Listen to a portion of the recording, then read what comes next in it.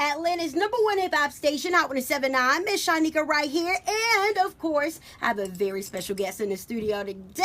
My girl, DJ Traci Steele. Yay! Hey, girl. What up? Oh, man. A lot is up. Okay? You are, like, viral right now. Yeah. Who knew? I know. Birthday Bash ATL was a huge success. A wonderful day, you know, for the radio station. We celebrate on this day. A lot of people come and perform from all over. People from out of town come to watch all the different acts that we have lined up. And backstage, we do interviews with artists. Absolutely. And I just want to know what happened in this interview. By now, I'm sure everyone's seen you interviewing Kevin Gates. Yeah, a couple million people. Yeah, have seen millions. the interview, millions. And, you know, I just kind of wanted to come in and just kind of tell my side of the story, because a lot of people have all these assumptions about what happened before the interview, what happened after the interview. And it all boils down to, I didn't know him, he didn't know me. Nothing transpired before the interview. He came in the way he did, and the interview went the way it did, and it had absolutely nothing to do with me. I just tried my best to give the best interview that I can. I tried to make it fun. You know, I tried to keep a smile on my face, even though it didn't go the way I wanted it to go. Right. I really was trying to get him to open up a little bit more. I knew it wasn't working out for me, so I just tried to wrap it up and keep it moving. And, you know, I want people to know that I try to be as professional as I can. If you're going to walk away with anything, just walk away with knowing that I tried my best to be professional and do a good job. Okay, so this is what I want to know.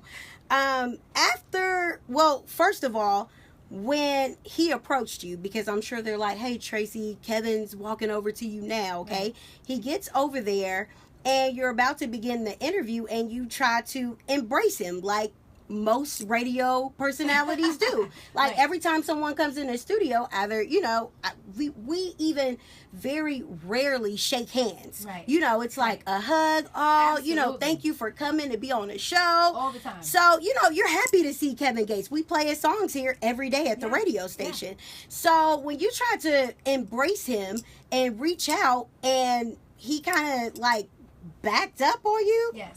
How did... away. I didn't think anything of it. My whole thought was, I want to get a great interview out of this, so I'm just going to be happy and be positive. He backed away. I didn't really notice it.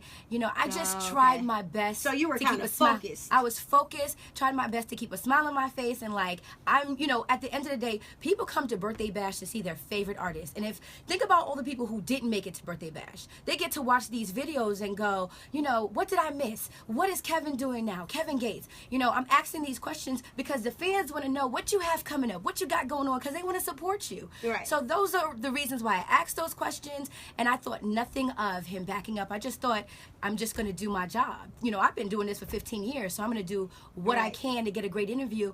And again, it didn't go the way I wanted it to, but I tried. So have you ever been in an interview situation like that before? I have never in my 15 years been in an interview like that before, but you still have to remain professional. For all of the radio personalities coming up, or anyone in radio who feels how I feel, you still have to do your job. Right. A lot of people was like, girl, I would have hit him with the mic. I would have dropped the mic and walked away. You can't do that. You have to stay professional.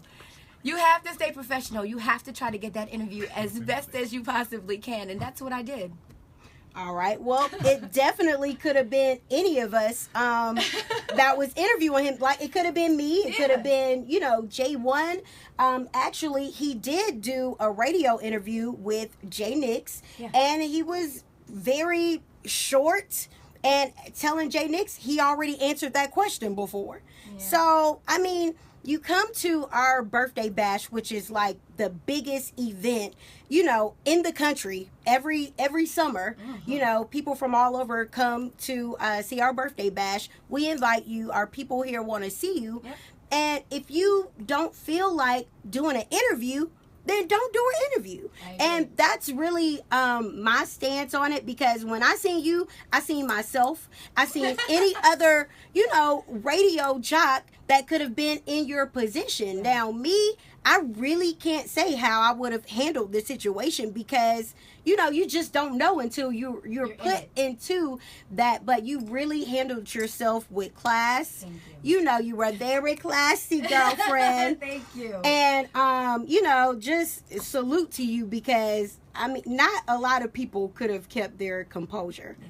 And to the rest of the artists, I just wanted to make it known that, you know, especially up and coming artists, you know, he really hasn't been in the industry mainstream for that long. I know he has longtime fans of his or whatever, you know, but us here, you know, we're just really hearing his music and we're enjoying his movement. So if you don't feel like doing an interview, then don't do it. Yeah. But the professional thing to do is once you get into an interview like situation, everything else is pushed to the side. You have to focus on your job. This is your job, just like this is our job.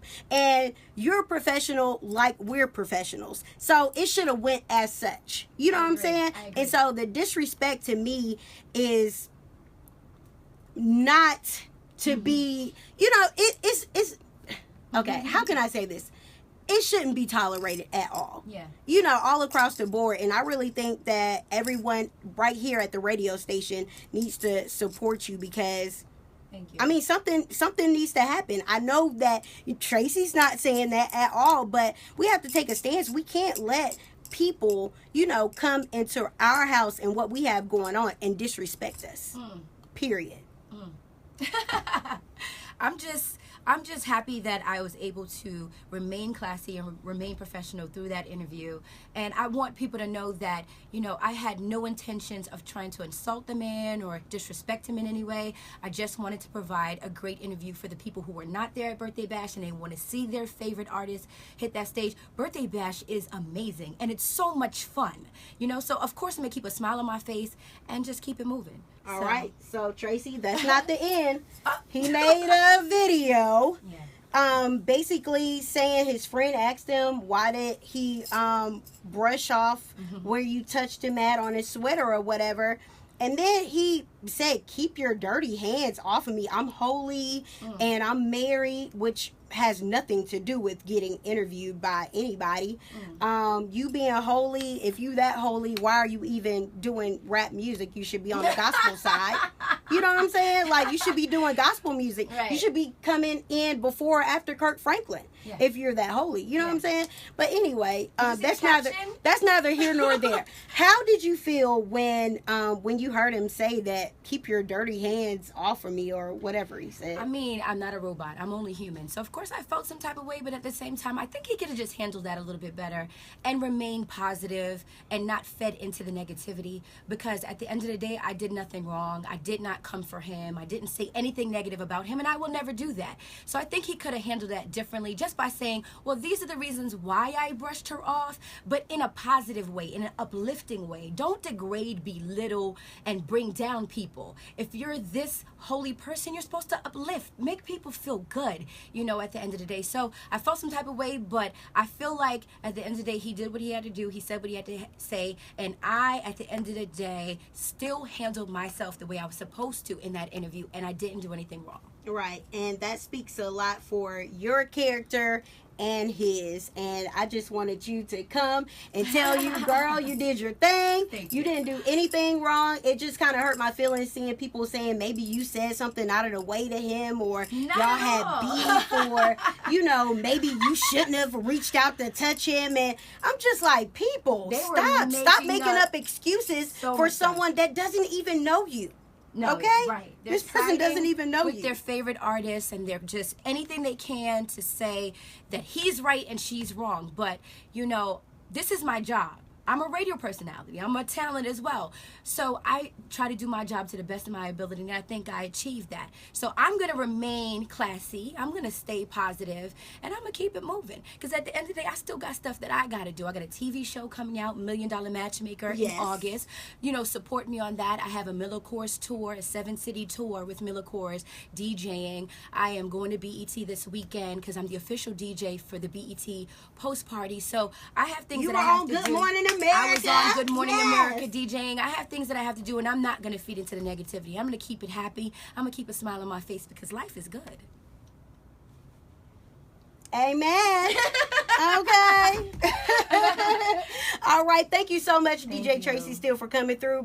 Best of luck to all of your endeavors, and we'll be watching. Awesome.